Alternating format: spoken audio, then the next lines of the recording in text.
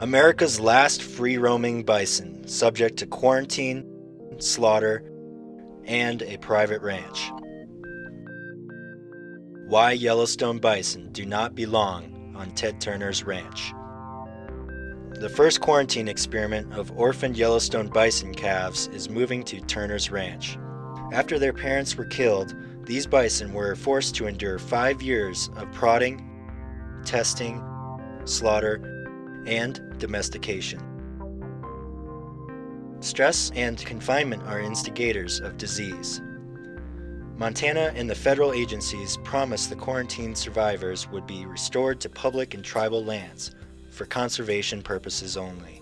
88 Yellowstone bison were hauled to the private lands of Ted Turner, who is a prominent commercial bison rancher.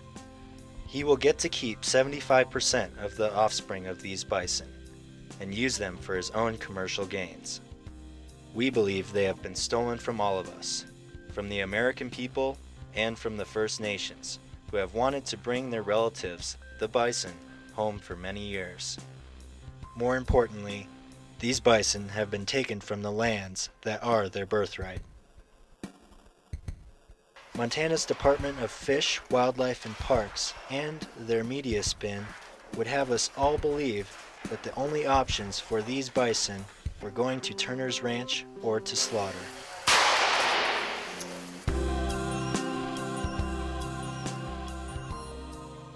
If you are opposed to them going to Turner, then you must be for slaughter. This is ironic, coming from an agency that has helped slaughter thousands of wild bison in recent years. Montana Fish, Wildlife, and Parks broke the agreement they gave us when they initiated the Quarantine Feasibility Study to return these Yellowstone bison and their calves to public or tribal lands. Privatization and commercialization were expressly forbidden.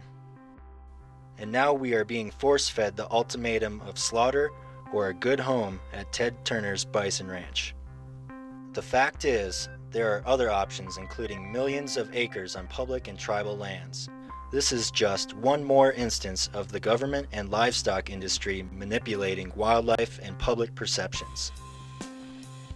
Transferring these wild bison to corporate interests, Montana Fish, Wildlife, and Parks has broken trust with the public and tribes. We believe they have broken the law. Another reason that Yellowstone bison should not go to Turner's land. 2 years ago, there was an anthrax outbreak on Turner's Flying D Ranch, across from Turner's Green Ranch, where the Yellowstone bison will be held. 257 of Turner's ranched bison died in 2008. The outbreak was also responsible for the deaths of wildlife. At least 14 elk, 2 deer, and 1 black bear. The Montana State Vet recommended that cattle ranchers on lands adjacent to Turner's vaccinate their cattle against anthrax. Knowing this highly deadly bacteria is in the soil, this land should never have been an option for further quarantining Yellowstone bison.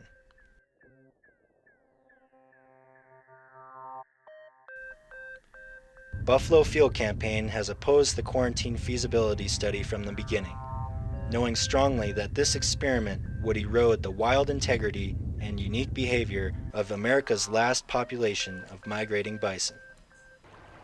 Quarantine is not the only way for American bison to be restored to the landscape.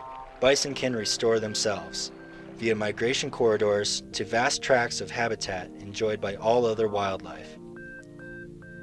Bison advocates should refuse to accept the privatization and commercialization of Yellowstone bison, and instead insist that disease management be focused on domestic cattle.